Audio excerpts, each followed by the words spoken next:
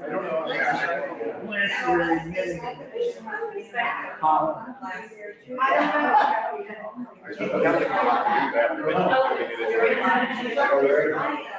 Whatever bothers me, I have no clue.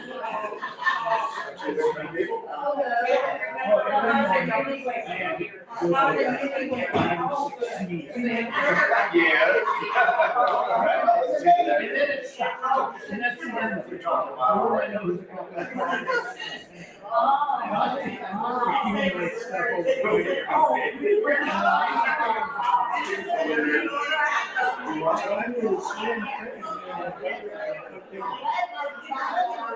retired here. Check for allergies. Real regular or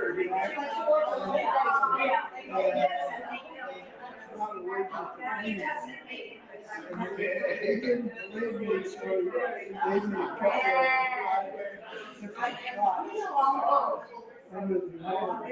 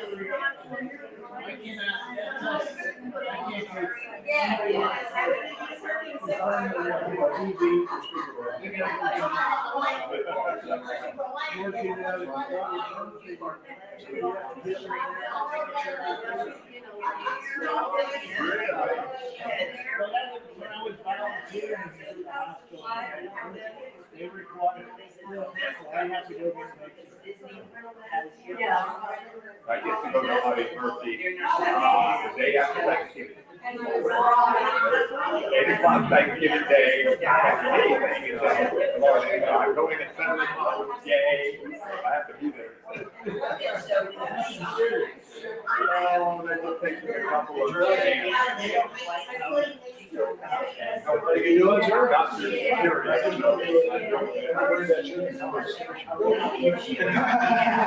Thank doctor that was done when I lost 30 pounds. Nice to see you.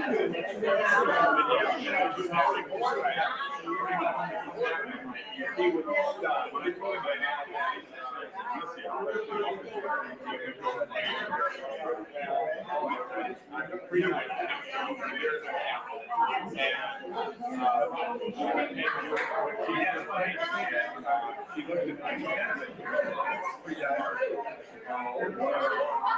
I cut out all 3 teeth.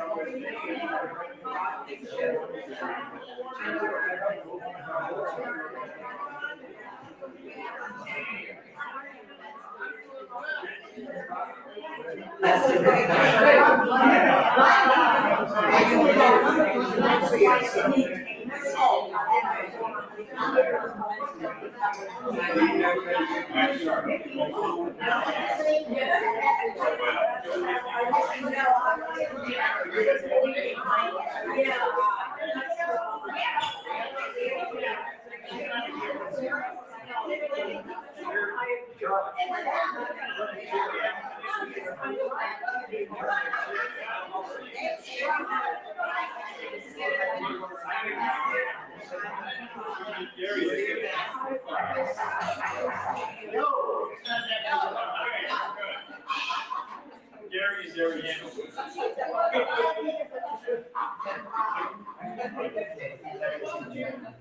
We'd like to thank everybody for being here today. Thank you all very much. Mary has one announcement to make. Two announcements? Excuse me. Two announcements. So next Friday, Joe, we all talked about it, and since Virginia Monroe's memorial service is going to be that day, we decided we wouldn't have like keys, our luncheon for that day. Virginia's service is from 11 to 12, and then the reception will be from 12 to 2. And we want to encourage everyone to go to Virginia's memorial service. And the other thing that I have is to remind everybody that you need to be here Sunday morning at 10 o'clock for the service, because we're celebrating our 175th anniversary. That's the only service, isn't it?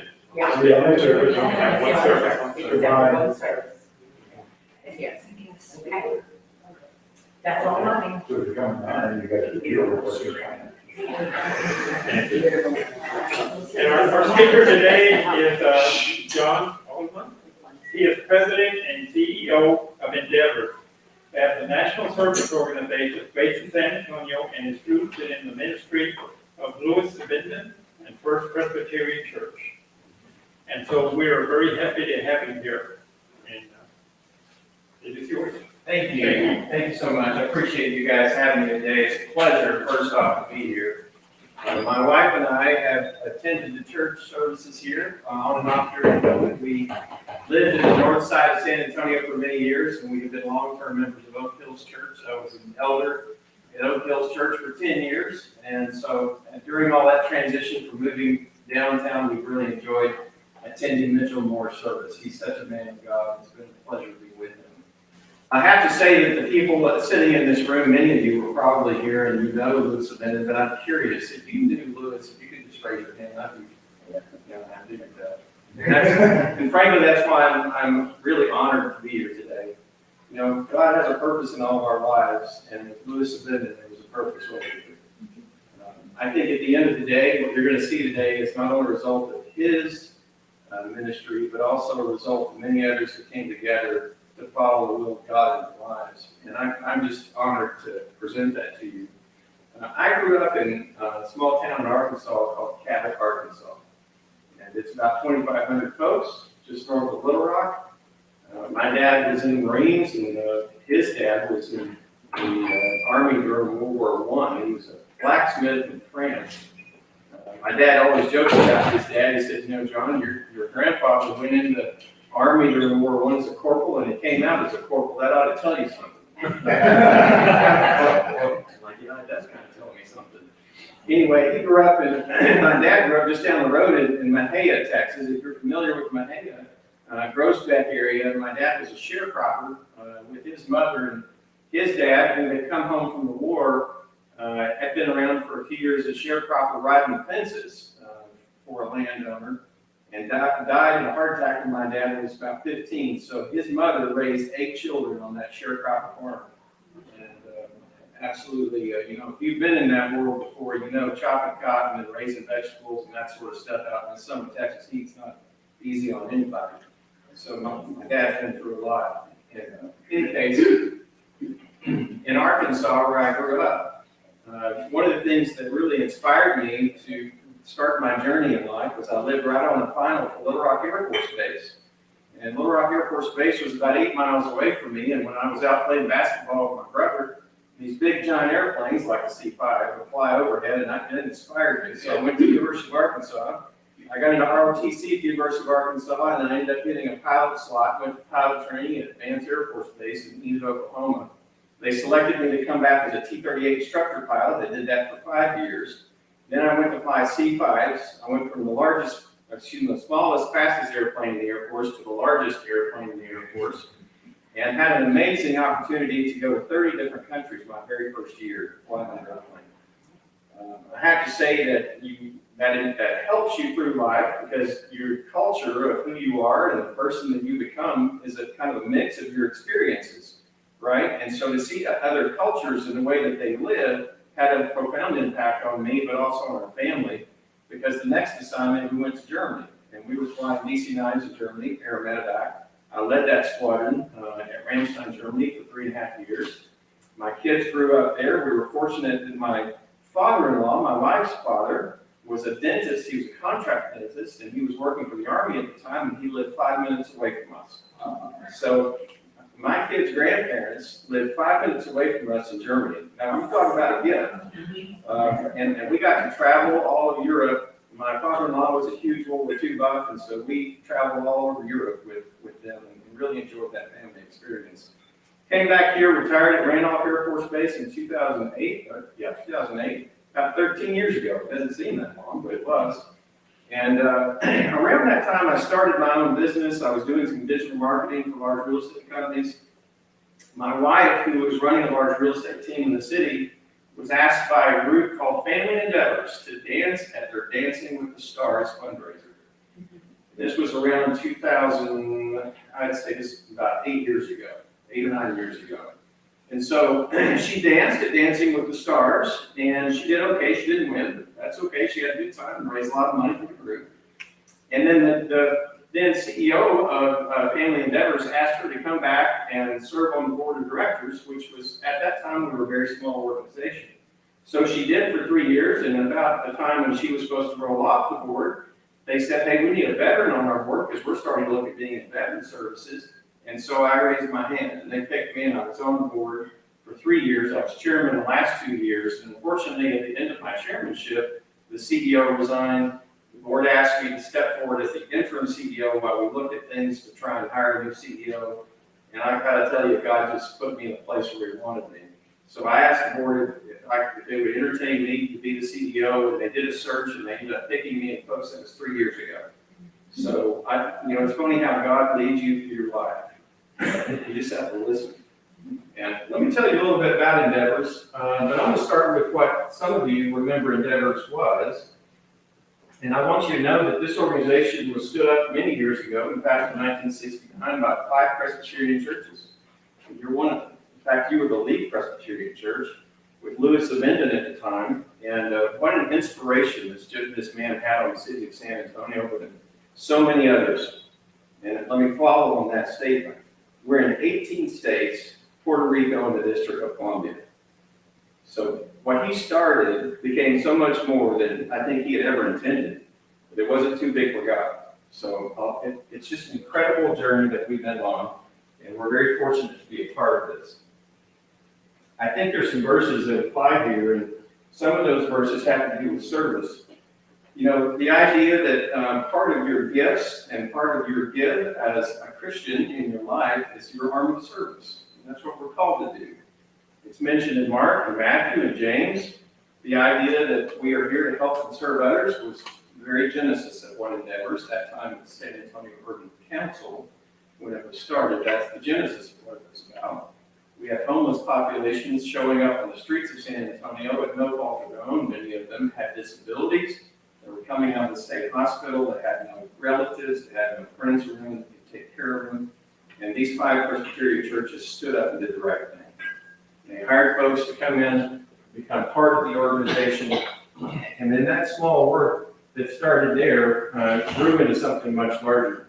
And I apologize, that slide's not showing well. But if you take a look through all of that history there, what you're going to see is a common theme. The common theme is that there were a lot of folks that were passionate about helping others. just passionate about helping others in crisis. I have spoken to Reverend Kent Miller. I have spoken to many of the folks that went back in history, because one of the first things I did when I started as CEO is I wanted to go back to our roots. I wanted people to understand where we started from and what we stood for. You see, we were a faith-based organization about 10 years ago, and somewhere along the way we lost our way. And we lost that faith-based organization culture. And so we brought that back. 3 years ago, our board of directors said, let's get back to our roots. Let's talk about why we were formed, who formed us, and let's put some things out there about who we are. I'd be happy to share these slides with you later if you want to look over them. There's also some booklets that are floating around.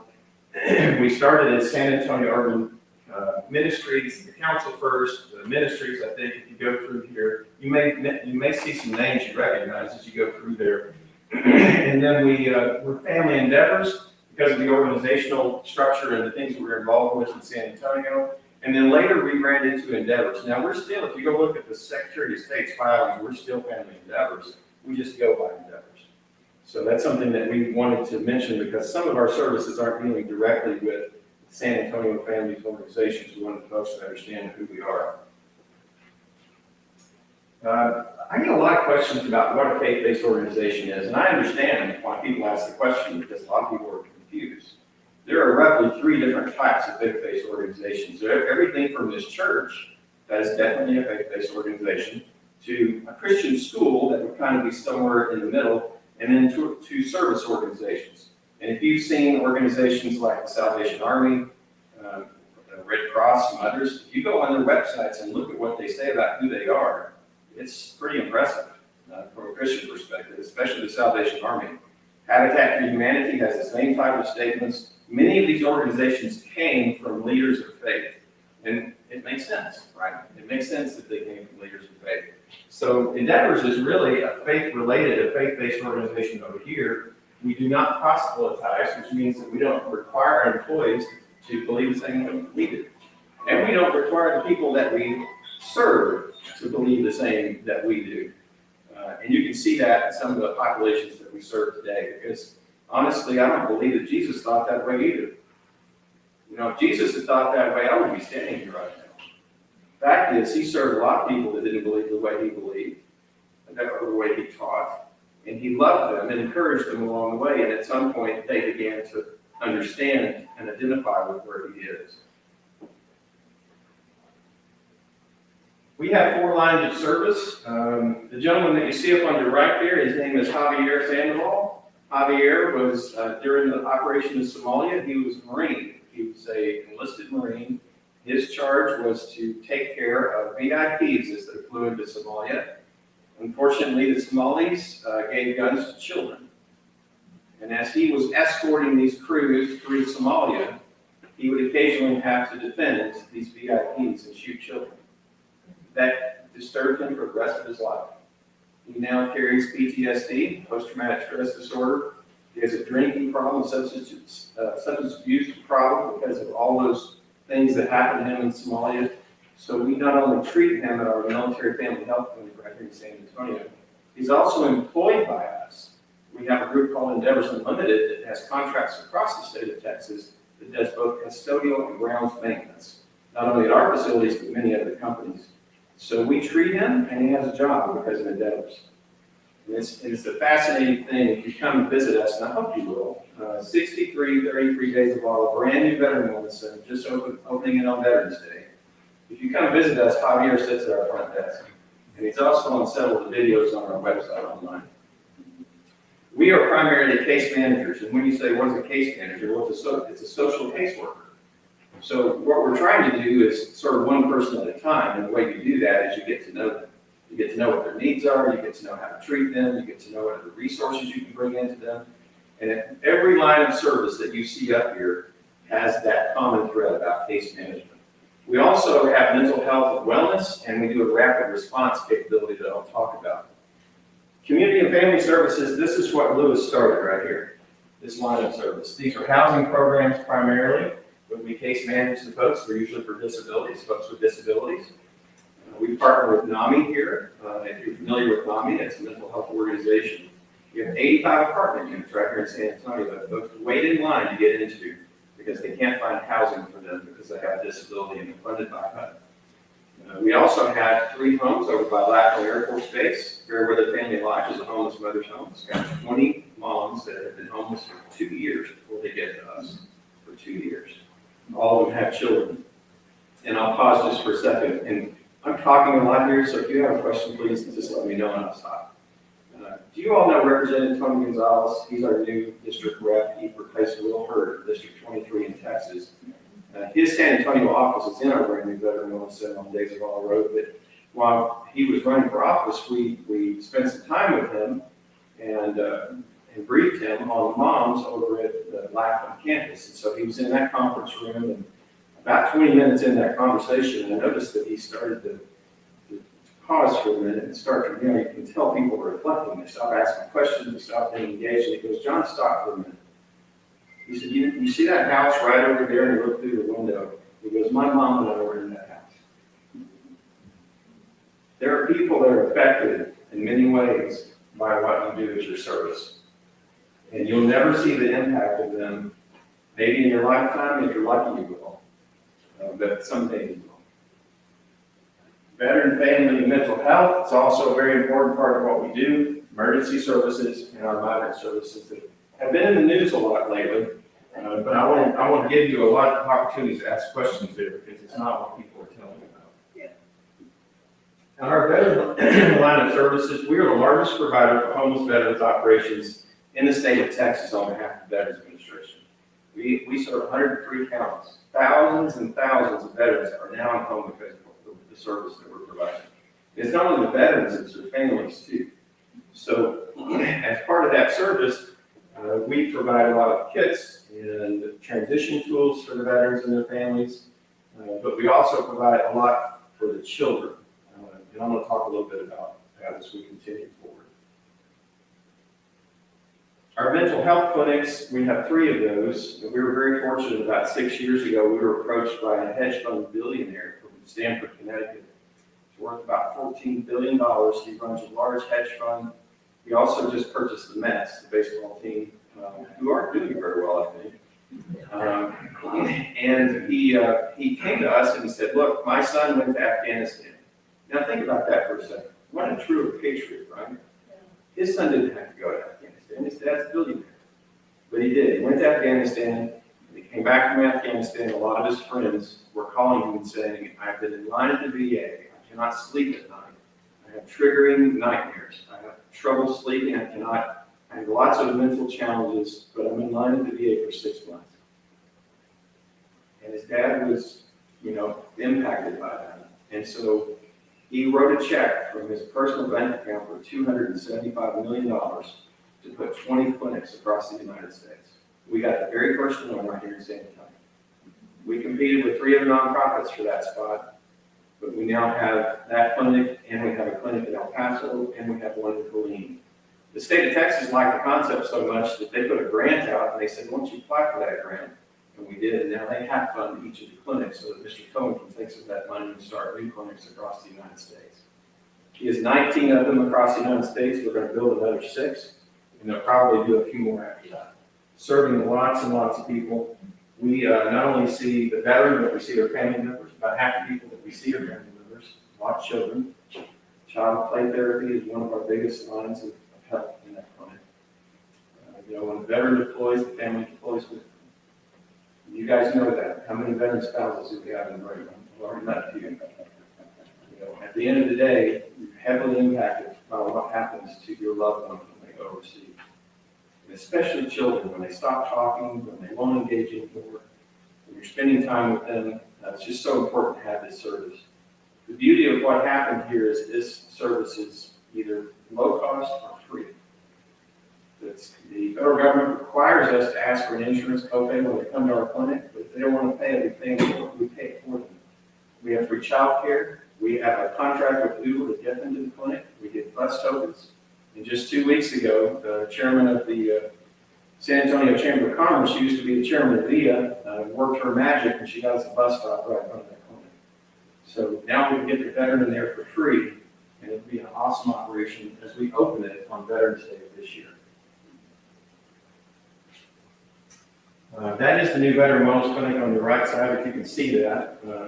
One of the questions that we had years ago was, you know, we're already doing the mental health clinics, but we may see someone for about 5 or 6 or 7 visits, and then we'll never see them again. We wanted to change that model. We wanted to bring wellness into this aspect, and you guys know about wellness. It's everything from fitness facilities to financial wellness to spiritual wellness. We work with a group that was founded by the personal assistant from Billy Graham for 20 years. He's an Air Force chaplain out of Plano, Texas. It's called Marketplace Chaplains, and we have chaplains throughout our organization, including our migrant children. So the chaplaincy is very big on part of what we do at Endeavors. But our point here is to help these people, not just from a mental health perspective, but to get them into fitness activities so that they can change their life all the way around. We also provide emergency services. You guys remember when Hurricane Harvey hit the state of Texas? I was devastated. I was personally impacted by that because we have a small beach house in Port Aransas, and we had 3 feet of water in that beach house. It's terrible, horrible. Well, the FEMA, some people don't like FEMA, but they distribute money to the state of Texas, and the NEM KID, as the emergency manager for Texas, finds organizations to go out and help people where they are. And we're the largest for Texas. So we go out in Houston, we go out along the coastline, we find people and what their needs are, and then we hook up organizations like Samaritan's Purse, Baptist Men's Health Foundation, a lot of other groups that have lots of big construction resources. Remember, we're case managers, so we work directly with the people, and we prioritize the need and tell them when they can come in to help. And we've not only done this in Texas, folks. We had 300 employees in Puerto Rico after Hurricane Maria. We had 200 employees in Florida and 125 in North Carolina just in the last 2 years. So we, last year, 2 years ago, we had 3,000 employees.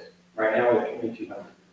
So the fact is, this mission, this thing that was started by Lewis Savendon at these churches continues on, and it continues on because, in my opinion, God's behind it. Disaster recovery is a big part of what we do. We rebuild houses in Puerto Rico. Our leader in Puerto Rico that we hired used to put in Saks Fifth Avenue stores across the United States. He's an amazing person. But when they took their Saks out of Puerto Rico after Hurricane Maria, he said, "I've had enough. I'm going to serve my island." So he's our leader down there, and he's encouraged over 2,000 volunteers from churches across the United States to come down and visit Puerto Rico and rebuild houses. Hurricane Maria was 3 years ago, and there are still 15,000 blue tarps on the roofs right now. Homes that are impacted and devastated in the hurricane. Our rapid response capability is the reason that you saw a lot of homeless populations during COVID not spread the disease, because the city of Dallas called us and said, "We'd like your work. We need a homeless shelter." So we are experienced in dealing with COVID operations. We did a shelter in Dallas, 4 shelters in El Paso. We worked 2 shelters in San Antonio, and the Harris County officials, the folks from Houston, have asked us to put together a rapid response plan for the NRG Center.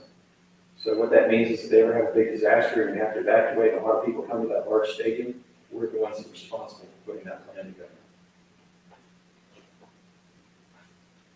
I think our mission and vision and values is a very big part of who we are and what we do. And I want to talk briefly about, if I don't have a slide on it, nope, looks like I don't. I want to talk about our migrant services. Now, this has been in the news lately. Now, we are an apolitical organization. We're not left or right. We are a humanitarian organization. And when children that are not accompanied by a parent or guardian show up at the border of the United States and they're admitted here, the government only has a couple of options, especially when they come in the numbers that they have had. They either set in a border patrol facility for more than 2 days, and that's usually the limit. The government tries to only keep them there for 2 days while they're being processed, or they go to a permanent shelter or semi-permanent implant facility. Folks, this summer, actually this spring, every single one of those were full. They were full to the gills. So the government reached out to us and they said, "We have an emergency pending." And they only reached out to us, they reached out to 8 other providers. And they said, "We have to have a place to shelter, feed, house, recreate, educate these children while they're in the immigration process." And it usually only takes about a week or 2 as the courts process these kids. But let me give you an order of magnitude of how big this problem was. The largest surge the United States had ever experienced for unaccompanied kids was about 400 kids a day. Think about that, that's a large number, 400 children. And these are all the way from toddlers, all the way up to 17 years of age. This summer, just 2 months ago, the high point was 800. It's double the number of kids that are coming across the board. Now, regardless of your thoughts on immigration, it's not the issue. The issue is they showed up, and somebody's got to take care of it. And so that's what we did. The government called on us. We provided a shelter in Pecos, Texas. We still have that shelter. There are 2,000 beds in Pecos. We have right now about 1,000 children in that facility from 13 to 17. We have everything from soccer field that's covered to forms of recreation and education to spiritual activities. We have 3 pastors down there right now. Oak Hills Church donated 400 Bibles. You guys actually sent us 500 Bibles. So a lot of activities going on in our Pecos Children's Shelter. And those kids are being fed not only physically, but spiritually. And we think that's a big part of our mission. In addition to that, we operate some hotels in Arizona and Texas for young families with young children. They're usually only in the hotel for a couple of days. And again, that's to keep them from being in a border facility. If they were in a border patrol facility, there's none, it's a very rudimentary holding area. It's not meant for long-term holding. It's got benches, not anything that would be comfortable for the kids or the families. So again, our role here is a humanitarian role. There's been lots of controversy about people that we have working in that organization. But I have to tell you, and I'll just pause here for a second. I don't know if this has happened to you guys, it certainly happened to me. My wife and I hardly even watch the news anymore. Years ago, when I was growing up, I remember Walter Cronkite, you get the news, you got the real news. Today, you get a lot of all over the place opinions, all over the place. And whenever I'm given an opportunity to speak, I'm appreciative of it because I want to get the real word out. So I'm going to pause there for a minute, and if some of you have any questions about the organization, where it came from, anything, I'm open and willing to have a conversation with you. What kind of ties do you have to pass those people that come into your care for a few days or whatever shortly, to pass them to the next receiving level, wherever that is, whether that's other families or how does that end up going? You receive them from there, where it's in that case. Yeah, it's a really good question. And let me make something really clear. This is a government operation. We are running the shelter. That's what we do. So we have no influence on where the kids come from and how they get put in and how or when they leave. That's the government operation. And unfortunately, the media thinks that we do that and we don't do that. So we just run the shelter as a humanitarian operation. But I'll explain to you how it works. So when they arrive to us, and we have a pretty good idea of how many are going to arrive every day, we immediately process the children. The very first thing they do is get a rapid COVID test. I have visited the shelter twice. The very first thing they did with me was a rapid COVID test. And we want to make sure that if there's a need to quarantine children, that we do that. Our COVID percentage in those shelters is not what you think. It's about 3 to 6% of the population that come through. The news wants you to believe that 100% of these kids coming across are gang members and they'll have COVID. It's not true. Not true at all. I've personally spoken to our case managers who deal directly with these children, and many of these kids are here because they were threatened by a gang in their home country. They would say, if you don't join our gang, we're going to kill your mother. Now, how bad does it have to get if you'll pay a criminal organization $8,000 per child, and in many cases your life savings, to bring in 5,000 miles across the border in the United States? It is hard for us to identify that. It is a different environment. And so we can have all sorts of challenges in our life, but none of it, in my opinion, compares to what those poor children are going through, those families are going through. So I have opinions about that. I'm bullish to myself on what the U.S. should do. But if you want to talk to me afterwards, that's some thoughts. It's more your question that when they come into us, we shelter them, we educate them, we recreate them, everything from music therapy to sports to all sorts of things. They are not in cages, they're in a dorm. This used to be an old oil field worker camp, and it's very up to date. It's a very nice facility. They have TVs in their bedrooms, they have games, and and they have snacks. And I'll pause for a quick story. You know, I like a good salty snack every once in a while, and one of my favorites is Cheez-Its or Cheese Nips, you know. We give those to the kids and they don't eat them. They ask for fruit. We have stacks and stacks of boxes of Cheese Nips and Cheez-Its because they want fruit. Right? And isn't that amazing in our society today? So when the kids stay with us, they stay with us because the immigration courts, the judges that are part of the courts process, have to evaluate each case individually to find out who sponsors them. So the child has to have a place to stay. Once the case is adjudicated and they know where they're going to go and they connect them with a sponsor, and that's what 90% of them do, by the way, they get connected with their sponsor. They get taken to a transportation area and they're transported to go be with their sponsor. Does that make sense? Is it a high percentage rate that sponsor is somehow related to them? I mean, there is an uncle, an aunt, a cousin. Yeah, it's pretty high. I don't know the exact number, but this has been going on for so long. This problem didn't erupt yesterday. It's been going on for 30 years. A lot of those family members come ahead of them, and they'll be here for 2 or 3 years before they even, you know, they'll have a job. But Yeah. for a parent to send a child across the border, you would think at a minimum they would have a hope that they could connect with someone that they knew on the other side. You know, I try to put myself in their place. If I was in that place where I knew that my child's life was threatened, many of them were kidnapped, I mean, it's a horrible situation. The thing that would push me to do something like that would be for the safety of the child and try to reunite, the hope that we would reunite someday on the other side. So you're right, it's a large percentage. I wish I had the exact number. I shared it with you. So. Any other questions? Right? Are you still affiliated with the Fairweather organization? We are. In fact, Dr. Fairweather, who started that model is being used in California and a couple of other states. And we still affiliate with the idea behind the model. We think it's a great idea. Instead of being directed on how the homes are governed, they get to self-govern. And so to an extent, they can sit down and have their own governing as a paramedic family life, and it works really well. So, good question, buddy. Any others? Yes, sir. Do you have offices that you go to each day? Yes, we have 15 locations in the state of Texas, and we have locations in 18 states, Puerto Rico, and District of Columbia. Besides that, the headquarters building where I work from every day is at 6363 Days of Olive Road. It's a building we purchased in 2016. It's a 3-story building. We had tenants for a couple of years, and then we grew so fast that the tenants left, and we built it. And then right across the street, next to a neighborhood, we have our new veteran wellness center and our new mental health clinic for veterans and families. I'm trying to put that with the cross street to figure where on days of all of that is. Yes, so the best thing I can tell you to do is if you go off I-10 and go Days of Olive West, off I-10, it's about 2 miles on the right-hand side of the road. Okay. Yeah, so past the Walmart, past all the buildings, there's some neighborhoods down there. We truly believe that we are a community-based provider.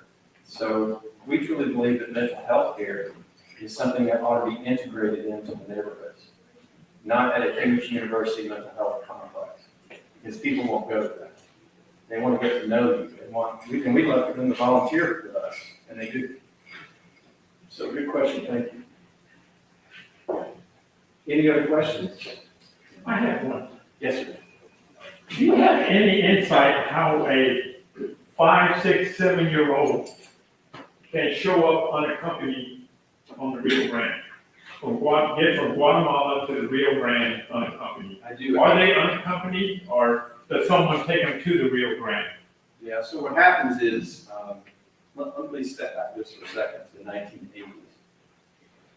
You know, when America's insatiable appetite for drugs caused that massive disruption south of the border of marijuana, cocaine, all the things that they were shipping to the border, the cartels were formed. And these large criminal organizations were primarily trading drugs through the United States and other countries.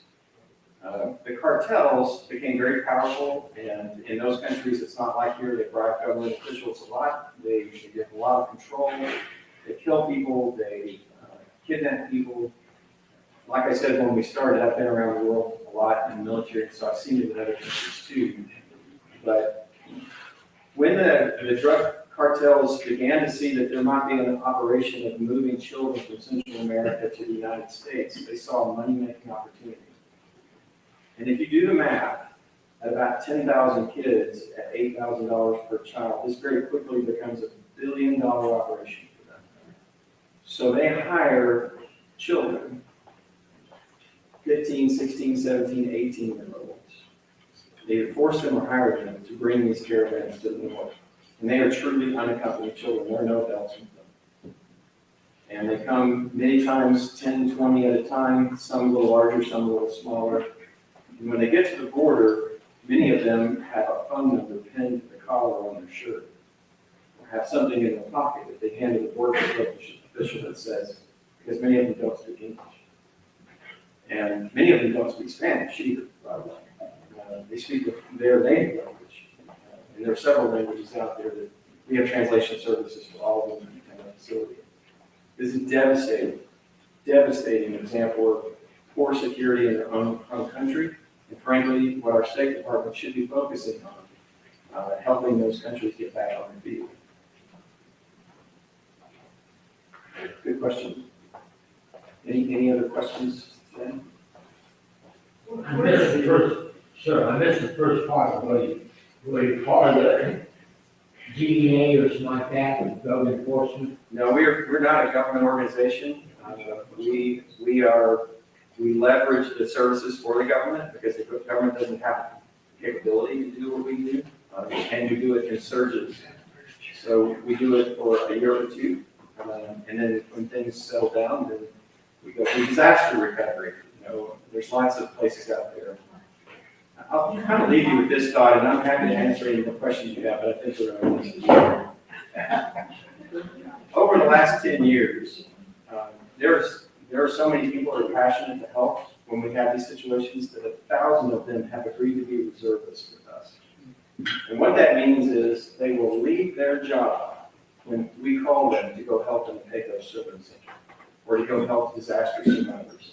They will leave their job at Starbucks, at American Express, at FedEx, wherever they happen to be. And then they will go back when they're done and go get their job again and continue on their service. So that's their mission. They're very missional. And in that sense, they consider themselves missionaries. So there are 1,000, think about that. That's a big number of people, 1,000 people.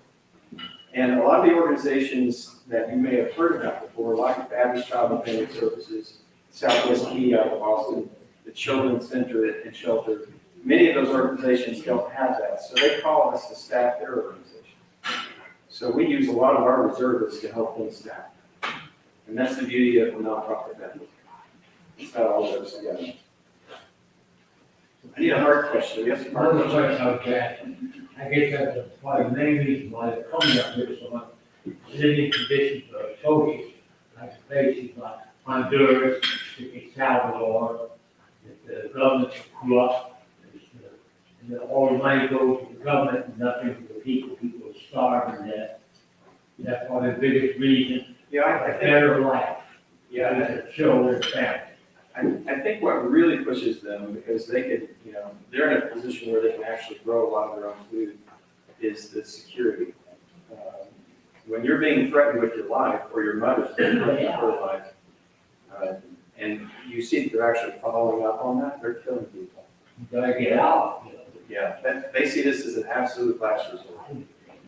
Absolute last resort. I saw on the news this morning where the Biden administration reported since the first of the year, there have been 125,000 unaccompanied children who have come to the United States. 125,000. We tend to think of this as kind of a Texas problem too, and some of the United States does, but it's not. Those kids, many of them don't stay here. They go to Philadelphia, they go to Seattle, they go to Sacramento, all over the country. So it's a big problem.